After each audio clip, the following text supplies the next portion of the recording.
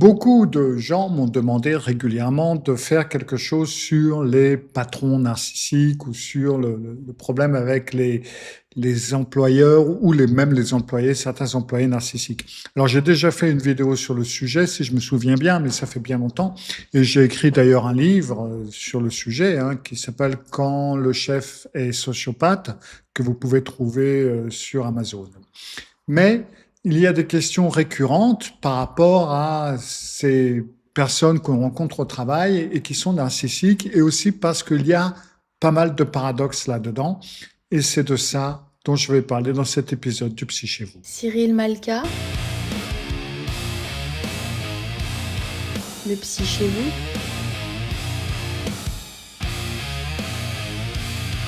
Cyril Malka, le Psy chez vous. Alors pour commencer, si vous ne me connaissez pas, si vous ne me connaissez pas encore, je m'appelle Cyril Malka, je suis psychologue cognitif et comportemental, également hypnothérapeute. Pour en savoir plus sur moi, vous pouvez aller sur mon site principal, malka.fr. Et là, d'ailleurs, vous pouvez même prendre rendez-vous avec moi si vous en avez besoin ou envie.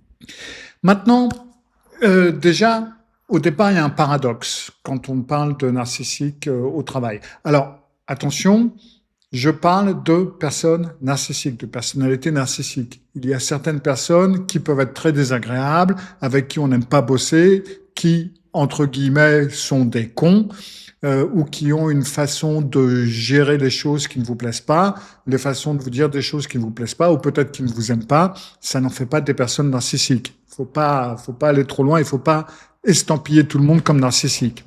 Maintenant, une fois que c'est dit, il y a des narcissiques dans les espaces de travail. Il y en a plus dans certaines professions que dans d'autres. J'ai d'ailleurs également fait une vidéo sur le sujet. Et il y a plusieurs questions qu'on pourrait se poser. Et la première, c'est qu'en fin de compte, il y a un paradoxe, parce que les personnes narcissiques entrent en conflit avec tout le monde, en permanence. Ils dévalorisent, il va s'attribuer le mérite qui lui revient pas, il supporte pas la contradiction, et en toute logique, une personne de cette façon, une personne pareille, devrait se faire écarter. Or, c'est l'inverse. Très souvent, on va remarquer que ce genre de personnes monte beaucoup plus vite et beaucoup plus haut que les autres. La raison principale, c'est que les critères qui font monter quelqu'un dans une organisation, l'assurance, l'aisance à parler, le fait tout simplement de réclamer la place, sont exactement ceux que la personne narcissique possède en excès. Le système le sélectionne sur ses points forts apparents et ne voit donc pas les dégâts. Enfin si, il voit les dégâts, mais plus tard et très souvent trop tard. Ce qui est important, c'est que la première impression joue pour le narcissique. Quand vous rencontrez un narcissique grandiose pour la première fois, on va le trouver charmant, il est sûr de lui, il est brillant, etc. Et ça, c'est une impression qui est parfaite, mais elle tient pas dans le temps. Plus vous le connaissez et plus l'image de la personne se dégrade. Il y a des psychologues, Bach et ses collègues, qui ont filmé des inconnus qui se rencontraient pour la première fois. Et puis, ils ont demandé à des observateurs, ou à ces gens-là, qui ils trouvaient le plus sympathique ou la plus sympathique. Et plus la personne était narcissique, plus elle était jugée séduisante au premier regard. En fin de compte, ce qui joue, et ce qui est mesuré dans l'étude, c'est que une tenue soignée, des expressions du visage charmeuses, une attitude sûre d'elle, des traits d'humour quand il faut, etc. C'est ce qui marche. Et qu'on le veuille ou non, c'est ce qui marche. Et si vous regardez ne serait-ce qu'un entretien d'embauche, le recruteur, ça va être une première rencontre. On va évaluer le candidat au moment précis où le narcissique produit sa meilleure impression et où la dégradation du caractère, en fin de compte, elle n'a pas encore eu lieu. Elle n'a pas le temps d'apparaître pendant un entretien d'embauche qui dure quelques heures. Il peut parfaitement tenir le coup. Alors, je dis il parce qu'il y a quand même un peu plus d'hommes que de femmes narcissiques, mais ça vaut également pour les femmes. Après, il y a une autre étude qui a été faite par Brunel et où ils ont réuni des inconnus en petits groupes. Il n'y avait pas de hiérarchie et ils leur ont confié une tâche commune. Tous devaient faire la même tâche Et il n'y avait absolument aucune information préalable sur les compétences de chacun. Ils ne savaient pas qui avait quelles compétences. Et ceux qui ont émergé comme leaders des groupes, ça a généralement été les personnes narcissiques. Et ça a trait à la prise de position, pas à une compétence supérieure, mais c'est que parce que les personnes narcissiques vont s'emparer du rôle au lieu d'attendre qu'on leur donne le rôle. Et Nevika et son équipe ont d'ailleurs prolongé ce constat parce qu'ils ont remarqué que les narcissiques, ils émergent bien comme leaders, mais il y a une différence entre émergence et performance réelle. Émerger, ça ne veut pas dire qu'on est bon à la longue, mais ils émergent comme leaders plus rapidement et plus facilement. Et ce qui est le problème, et ce qui se passe donc pour les faire monter dans la hiérarchie, c'est qu'on leur donne pas simplement la place parce qu'ils l'apprennent. Alors, on la leur donne parce que on les croit sincèrement plus compétents.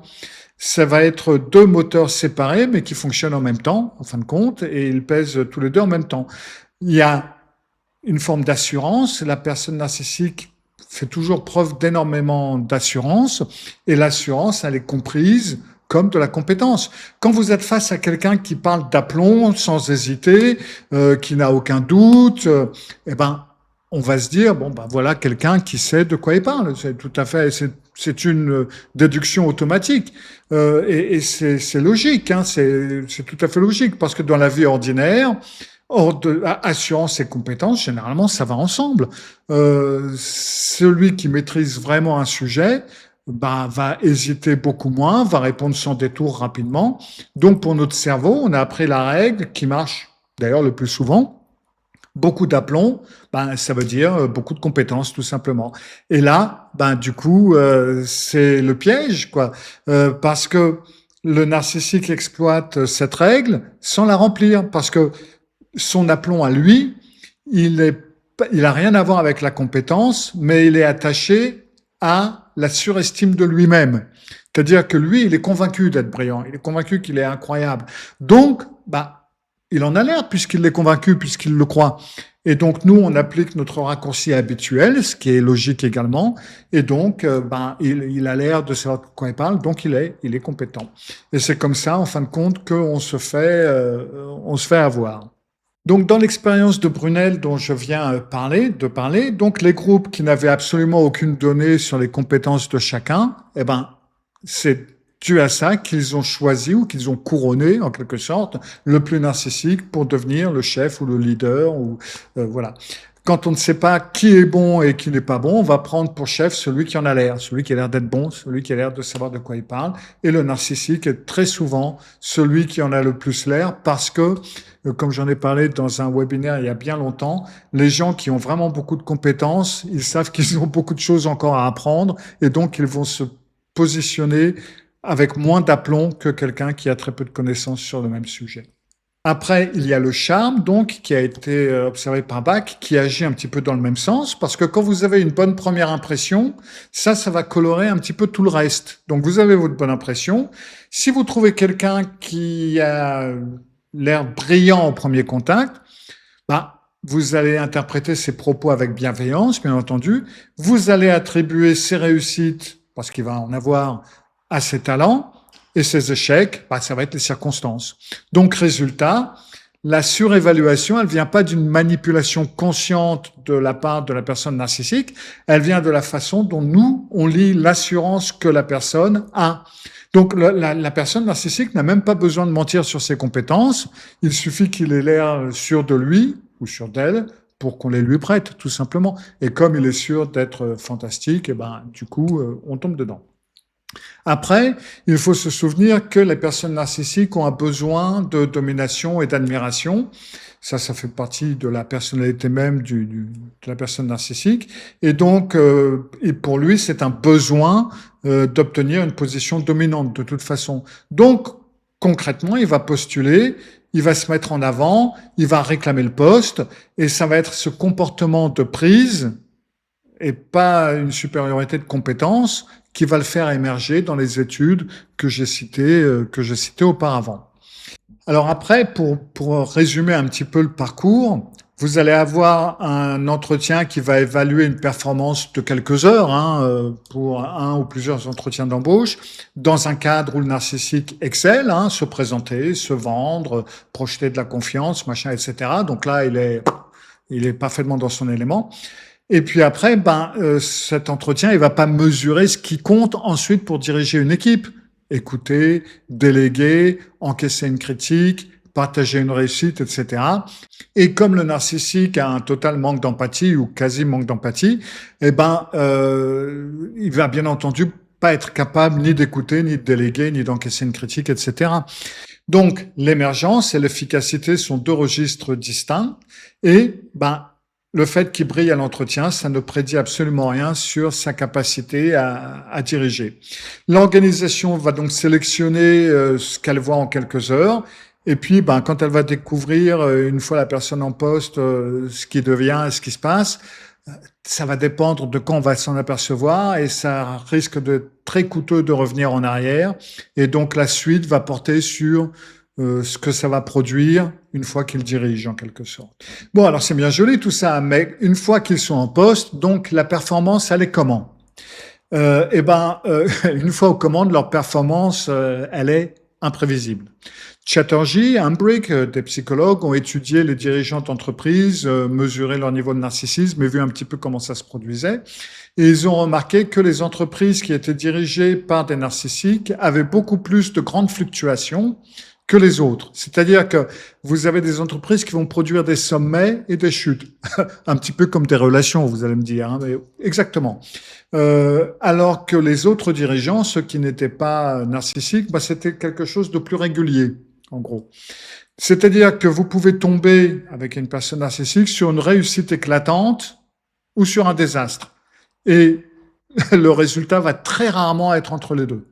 Alors pourquoi il y a ces écarts? En fin de compte, c'est un petit peu logique quand on connaît la personnalité des narcissiques, parce que ils vont être attirés par les coups d'éclat, une grande acquisition, un virage stratégique spectaculaire, un projet qui se remarque, enfin bref, quoi que ce soit qui puisse attirer l'attention et qui va nourrir leur image. Donc, les décisions plus discrètes qui vont consolider quelque chose plutôt que de briller comme ça dans le firmament, ça les intéresse beaucoup moins. Elles ne rapportent pas d'admiration. Pour elles, elles leur rapportent rien, même si elles rapportent de l'argent à l'entreprise. Donc, ils misent gros. Quand ça passe, ils récoltent le crédit, bien entendu, c'est moi. Et puis quand ça casse, c'est l'entreprise qui paye, et puis voilà. Donc, c'est leur donner les malines pour ce genre de choses. Après, ils ont des problèmes pour reconnaître leurs erreurs, bien entendu, parce que pour reconnaître une erreur, il faut admettre à la base qu'on s'est trompé. Et pour un narcissique, ça, c'est totalement impossible parce que c'est une atteinte à l'image de la personne qui est fantastique. Donc, il va rejeter tout retour critique et il va en attribuer la cause aux autres, au contexte, etc. Et donc, ça veut dire que vous prenez le risque que la même erreur va se répéter dans l'entreprise, parce que le signal d'alarme est en fin de compte neutralisé avant d'être entendu. Et donc, il se peut que ça tombe sur d'autres employés, qu'on vire d'autres personnes plutôt que lui, etc. Tout simplement parce que le piège a été tendu en quelque sorte. La recherche a clairement établi, donc, au travers de toutes ces études, que les dirigeants narcissiques sont associés à une plus grande volatilité des résultats et une forte attirance pour les décisions à fort retentissement. Alors, on peut pas dire néanmoins qu'ils sont systématiquement mauvais, mais il y a un risque d'instabilité. Et quand vous êtes sous leurs ordres, vous pouvez pas compter sur de la régularité. Ce qui marchait hier, ça va être abandonné demain pour quelque chose de plus voyant et de plus brillant. Et d'ailleurs, travailler avec une personne narcissique, c'est le sujet suivant. Ça a d'ailleurs été étudié par Nevika et son équipe, où ils ont fait travailler des groupes sur une tâche de décision à prendre. Certains groupes étaient dirigés par des personnes narcissiques, et la tâche était conçue pour que chaque membre détienne des informations différentes que le groupe doit mettre en fin de compte en commun pour trouver la bonne réponse. Donc, ils mettent tous ces gens ensemble, certains avec des dirigeants narcissiques ou des personnes narcissiques dans le groupe, d'autres sans. Et il s'est avéré que les membres des groupes du chef narcissique ils jugeaient leur chef très autoritaire et très efficace.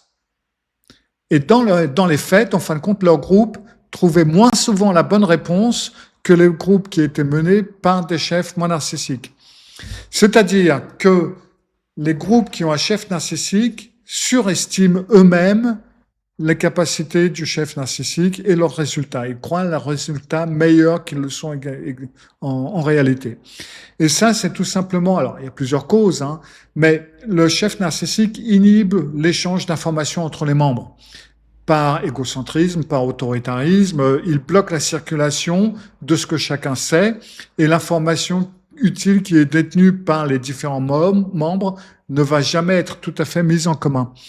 Donc, pour ça, les résultats sont donc moins bons. Et ceux qui subissent le chef et qui le croient bon, eh ben, la perception positive vient justement de la, dira-t-on, de la façon dont ils perçoivent le leader, c'est cette idée de brillance. Après, quand on travaille avec une personne narcissique, en plus de la surestimer, en fin de compte, avant qu'on se rende compte que, du coup, non, en fin de compte, il n'est pas aussi bon que ça, on va remarquer que les réussites de l'équipe, ça devient ses réussites à lui ou à elle. Il va présenter le travail collectif comme le fruit de sa direction. C'est grâce à moi. L'échec, alors là, ça va être le chemin inverse, hein. Il va descendre. La faute va revenir à un membre, à un service, aux circonstances, etc., etc. Et pour les membres de l'équipe, ben, l'effet va donc être double. Vous perdez la reconnaissance de votre travail et vous portez la responsabilité de ce que le chef rate, en quelque sorte. Donc, du coup, vous vous retrouvez comme un pou entre deux ongles, quoi. C'est ce qui est une situation très désagréable. De plus, dans les équipes, il va distinguer un favori qui va être valorisé en public et un bouc émissaire qui va être visé par les critiques. C'est un petit peu comme lorsque je parle des narcissiques dans la famille, hein, dans une fratrie, ben voilà. Il va y avoir un enfant doré, il va y avoir un bouc émissaire, voilà, voilà. Et attention, parce que les rôles tournent. Hein, le favori d'hier peut parfaitement devenir la cible du jour sans raison vraiment claire. Alors, la raison peut être très claire pour la personne narcissique, mais pour les autres, niet, hein, on n'y comprend rien. On ne sait pas pourquoi tout d'un coup les choses ont changé. Les meilleurs éléments, généralement les meilleurs, enfin les plus doués dans le groupe, ceux qui ont des options ailleurs vont être ceux qui vont partir les premiers de l'entreprise. Ceux qui ne peuvent pas partir ou qui acceptent le fonctionnement vont être les personnes qui vont rester. Et c'est ce qui fait que quand vous entrez dans une telle entreprise qui est déjà dans cet état d'esprit, vous n'avez pas beaucoup de gens sur lesquels compter. Vous avez un petit peu l'impression de tomber dans un nid de frelons, en quelque sorte. Alors, comment est-ce qu'on va reconnaître le chef narcissique du chef qui est tout simplement un connard, dira-t-on avec des mots de tous les jours? Alors, il y a pas mal d'éléments, mais je vais vous en donner quelques-uns.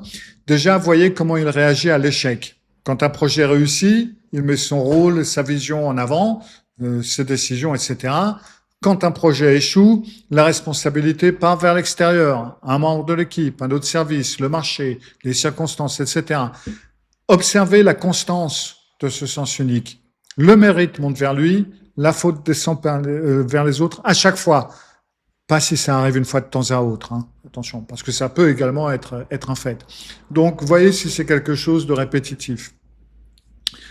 Remarquez également comment il parle des absents, comment il évoque ses pairs, ses prédécesseurs, ses propres supérieurs quand ils sont pas là. Rabaisser régulièrement les autres dirigeants, les présenter comme incompétents ou dépassés. Ça, c'est un mauvais signal. Même mécanisme, ça va s'appliquer à vous, hein, une fois que vous aurez le dos tourné. Comme on dit, hein, quand quelqu'un est en train de démonter quelqu'un à table, quand vous quittez la table, vous allez passer au menu. Donc, vous inquiétez pas, une fois que vous serez plus dans la pièce, vous allez y passer également. S'il dit du mal de tout le monde, il n'y a pas de raison que vous y échappiez. Et ça, c'est généralement mauvais signe. Vous voyez comment il se comporte en réunion. Parce que la réunion, ça peut être une scène sur laquelle jouer. La réunion va servir à le mettre en valeur. Donc, il va parler longtemps, il va ramener les sujets à lui, il va couper la parole. La reconnaissance et la critique des autres, ça va se faire en public, ce qui va donner du poids à une des personnes et ce qui va donner une très forte humiliation à une autre. L'échange direct entre les membres va être découragé, en règle générale. Tout doit passer par lui. C'est ce comportement dont j'ai parlé en parlant de Nevika par rapport à la performance de groupe. Voyez également comment il traite l'information. Est-ce qu'il garde la main sur ce qui circule? Est-ce qu'il décide de qui sait quoi? Il n'aime pas le partage entre collègues, ça le dérange parce que ça le prive de son rôle de point de passage obligé. Et encore une fois, faites bien la différence entre le chef narcissique et le chef exigeant. Le chef exigeant, qui est donc sain, après il y en a qui sont plus exigeants que d'autres, voilà. Donc le chef exigeant va demander beaucoup, mais il va donner le crédit à ceux qui produisent. D'accord ? Le chef narcissique, il demande beaucoup et il garde le crédit. Grosse différence. Le chef exigeant va accepter d'avoir tort devant son équipe. Il va peut-être pas l'admettre tout de suite, on est bien d'accord, mais il va finir par l'admettre. Le chef narcissique, impossible. Tout aveu extérieur, c'est une menace. Le chef exigeant va pousser les meilleurs à monter. C'est lui, c'est eux, c'est elle qu'il va aider à monter. Le chef narcissique, lui, va se sentir menacé par ceux qui pourraient lui faire de l'ombre. Et ça, il veut pas. Donc, pour un critère que vous pouvez utiliser, c'est voyez ce qui arrive aux bons éléments autour de lui, autour du chef. Un chef sain va aider à les faire grandir. Un chef narcissique, il va les éteindre ou il va les pousser dehors parce que c'est une menace. Rien que ça, déjà, ça devrait vous donner une bonne idée. Alors, si vous êtes en proie à un chef narcissique, qu'est-ce que vous pouvez faire? Alors déjà, vous documentez par écrit systématiquement tout ce qui se passe. Après chaque échange important, vous envoyez un courriel de confirmation pour faire suite à notre conversation. Voici ce qui a été décidé, bla bla bla. Gardez une trace datée des consignes reçues, des validations, des changements de cap. Le chef narcissique va réécrire l'histoire quand l'échec arrive. Donc, il vous faut un écrit horodaté. Ça, c'est votre protection. Conservez les traces, ces traces-là, hors de l'outil de l'entreprise, sur une adresse personnelle, au cas où votre accès serait coupé pour une raison ou pour une autre. Après, communiquez en BIF. Ça, j'ai déjà parlé de BIF dans la vidéo sur les grands-parents narcissiques. C'est brief, informative, friendly, firm. C'est-à-dire bref, informatif, cordial et ferme. Soyez bref quand vous communiquez, vous faites pas de longues justifications. De toute façon, ne vous justifiez jamais parce que chaque justification offre des prises pour des discussions sans fin. Informatif, des faits, des dates, des éléments concrets. Parlez pas de vos émotions, vous n'êtes pas en psychothérapie, vous êtes au boulot. Cordial, un ton neutre, un ton poli, jamais d'attaque, jamais de défense agressive. Ferme, la décision ou l'information est posée, vous ne rouvrez pas le débat. Par exemple, si vous avez reçu un reproche injuste par courriel, vous répondez en 3 lignes factuelles qui rappellent ce qui a été convenu, sans vous excuser ni contre-attaquer. Vous m'avez reproché d'avoir fait ceci, cela. Néanmoins, dans votre mail du temps et temps et temps, vous m'avez dit de faire ceci, cela. Point. Et puis c'est tout. Rien d'autre. Ne lui dites pas, c'est injuste et j'aurais pas dû et vous auriez pas dû et c'est toujours comme... Ça servira à rien. N'entrez jamais en concurrence avec lui frontalement. C'est-à-dire que si vous brillez devant lui et sans lui en donner le crédit, ça va faire de vous une menace et les menaces sont neutralisées, que ça vous plaise ou non. Donc, vous rattachez vos résultats à ses objectifs, mais vous gardez. C'est-à-dire que, disons que vous avez trouvé une méthode qui réduit les délais de travail de l'équipe. Si vous lui dites « j'ai développé une méthode qui réduit nos délais », là, vous vous posez en rival, ça va très mal marcher, ça va très mal se passer, vous allez vous faire démonter. Si vous lui dites pour soutenir l'objectif de réduction des délais que vous avez fixé, j'ai testé une méthode qui fonctionne. Et là, le même travail, ça devient une contribution à son projet et il va s'y reconnaître dedans. Il va peut-être le prendre pour lui, au lieu de se sentir dépassé. Vous gardez la substance, le travail réel, la compétence Ça, voilà, c'est à vous. Mais vous lui cédez la mise en avant. Bon, il va se faire briller avec. Tant pis. Parce que si le narcissique se sent éclipsé, il va devenir dangereux pour vous. Et franchement, il faut pas mettre votre vie professionnelle en danger juste pour avoir un peu de brillance. Voilà, ça sert à rien. Renoncez donc aux applaudissements d'un jour pour protéger votre capacité à travailler tranquille, sans stress. Dans la durée, ça vaut quand même davantage. Après, il vous faut construire des appuis latéraux. Le chef narcissique, il va vous isoler, hein, comme je l'ai dit, pour tout faire passer par lui. Donc, il vous faut reconstruire des liens directs avec vos collègues en dehors de lui. Ces liens vont vous redonner accès à l'information qu'il filtre, hein, et puis ça va vous donner également des témoins en cas de conflit, ce qui peut toujours être utile. Documentez également vos réussites auprès des autres interlocuteurs, comme ça, que votre travail sera connu de cette façon, au-delà du seul jugement de la personne narcissique. Après, il faut savoir quand partir. Et ça peut être important et ça peut être quelque chose à faire. N'attendez pas d'être en burn-out avant de partir, c'est trop tard. Quand vous commencez à voir que votre santé commence à se dégrader, problèmes de sommeil, anxiété, symptômes physiques, quand vous pouvez voir que votre réputation, elle est attaquée auprès des autres, il y a des promesses d'évolution qui ne se réalisent jamais, vous finissez par douter de votre propre mémoire, comme ça constamment, il est temps de changer de crèmerie, tout simplement. Donc, vous préparez votre départ avant de l'annoncer, il faut que tout soit prêt, nouveau poste sécurisé, traces conservées, réseau professionnel, activités en dehors, etc., etc. Tout ce que vous devez faire doit être préparé à l'avance, et puis seulement alors là, vous pouvez annoncer votre départ. Il est très simple de faire le calcul. Qu'est-ce que vous gagnez à rester contre qu'est-ce que ça vous coûte? Si le coût, c'est votre santé ou votre carrière à long terme, rester, c'est vraiment plus un choix rationnel. C'est vraiment le choix à ne pas faire. Rien ne vaut votre santé. Vous en avez qu'une. Si vous avez bien aimé, Google ou YouTube vous dit que vous aimeriez bien cette vidéo également. Cyril Malka. Cyril Malka, le psy chez vous. Cyril Malka. Cyril Malka, le psy chez vous.